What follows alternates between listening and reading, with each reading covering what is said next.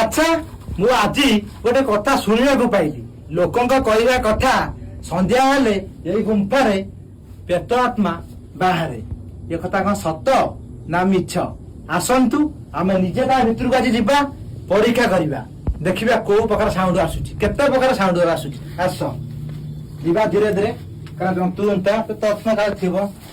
ଆସ ଦିଟା ଟର୍ଚ ମାରିବା ଯିବା ସତରେ କି ମିଛରେ ଶୁଣିବା ଚାଲ